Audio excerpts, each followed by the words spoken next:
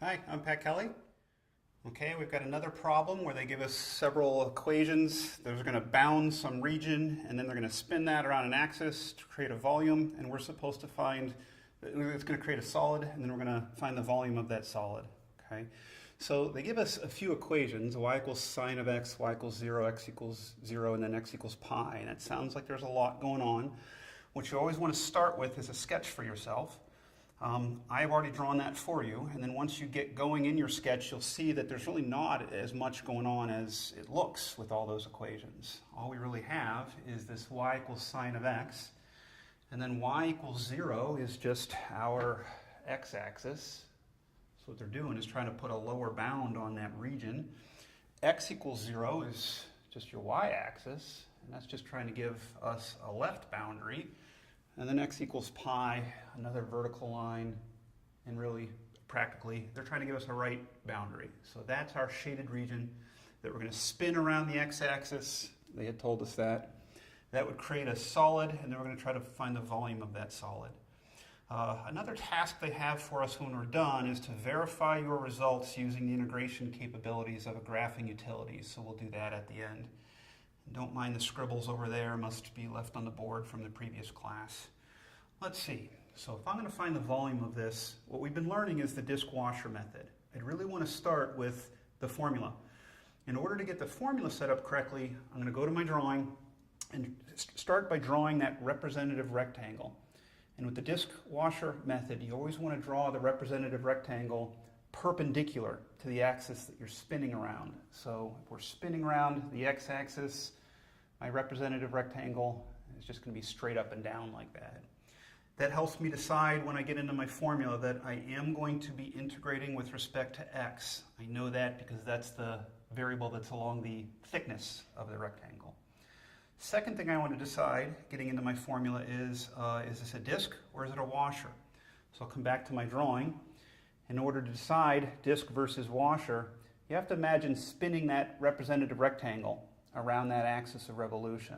So I'll just come over here real quickly and draw. The top of that rectangle is going to spin around.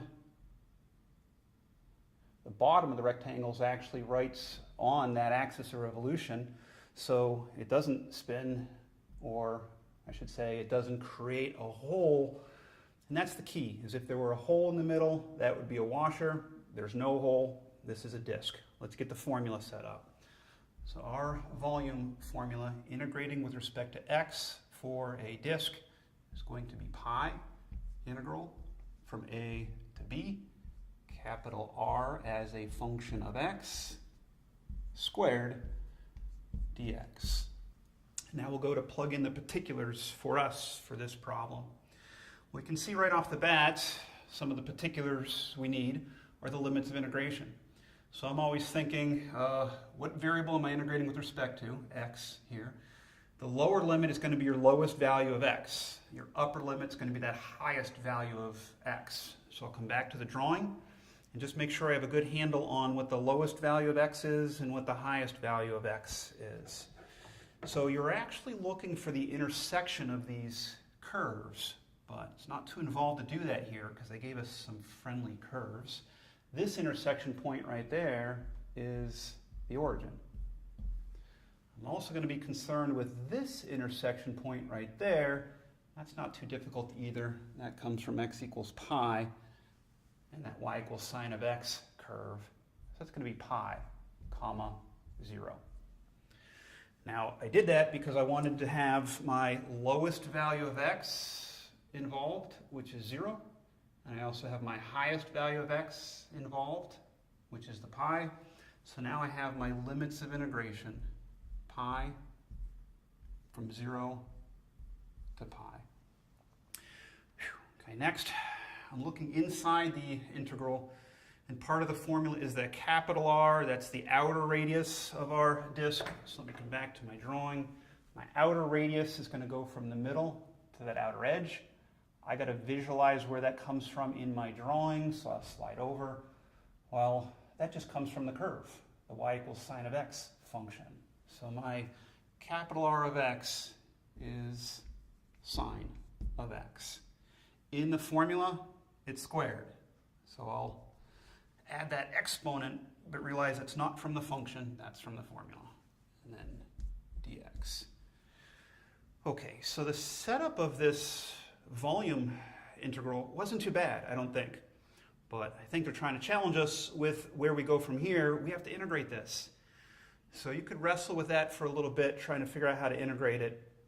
But I've thought ahead for our sake, and that's actually why I had this stuff written off to the side.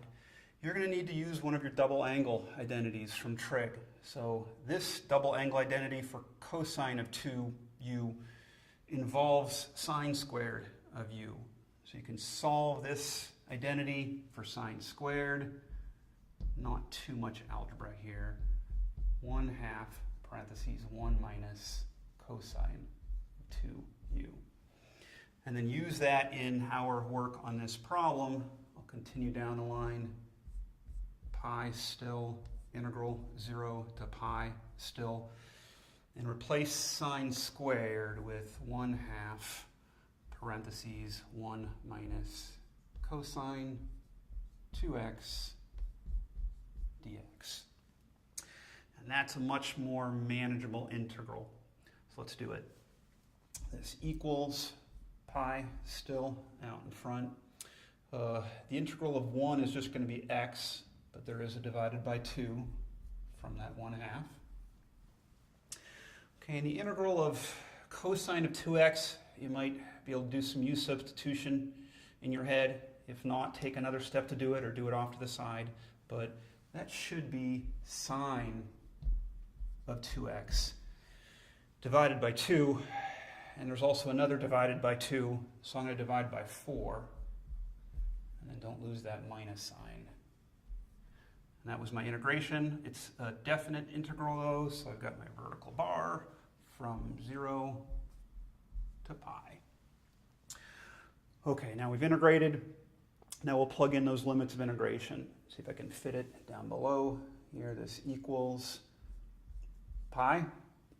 Put in that upper limit of integration, which is pi. I'll have pi over 2. Let's see if we can do some number crunching in our head here. This is all I mean. When you go to plug a pi in right there, you've got sine of 2 pi. Well, it's not really number crunching. You should know the sine of 2 pi is 0 divided by 4. So there's nothing there. I should subtract, though, what happens when I plug in that lower limit of integration, which is the 0. More number crunching in my head. 0 divided by 2 is 0. Minus sine of 0. Hey, that's also 0. Hey, they were pretty nice to us in this problem. So that just comes down to pi over 2 minus 0 when we plug in our limits of integration. Let's try to finish this off just by multiplying through that factor of pi. You'll just get a pi squared divided by 2. That's a good answer. I like that. But I am actually going to grab a calculator and find the decimal equivalent of that. Now, there's nothing wrong with pi squared over 2. It is a nice number. But I'm going to get a decimal equivalent only because the next thing we're going to do is verify the result of this integral on a graphing utility. So we'll see that our two decimal expressions match. I'm going to grab a calculator and just enter pi. Your calculator probably has a pi key, squared, and then divide by 2. And I am getting approximately 4.9348.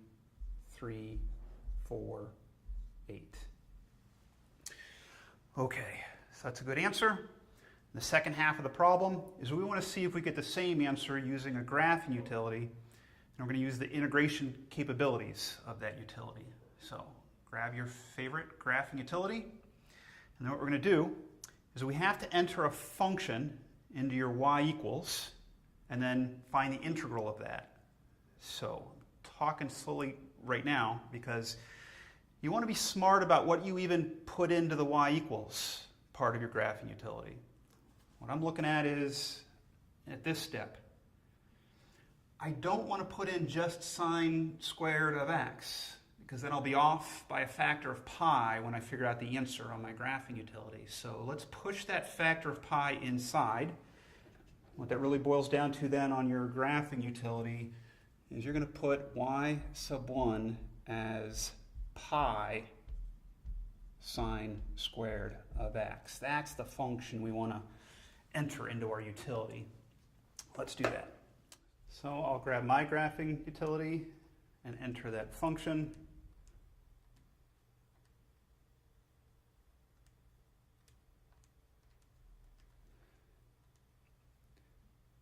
And then with your graph utility, you want to choose the integration feature, which is going to ask you for the lower limit, and it's also going to ask you for the upper limit. So just realize they're asking for the lower limit of integration, which is 0 for us. The upper limit is pi. Enter those. Your utility might need to think for a little bit, but it should spit out 4.9348. What do you know? The calculator got it right. Okay, so that confirms our value, verifies is what they wanted us to do, and we've done it. Thanks, and I hope that helped.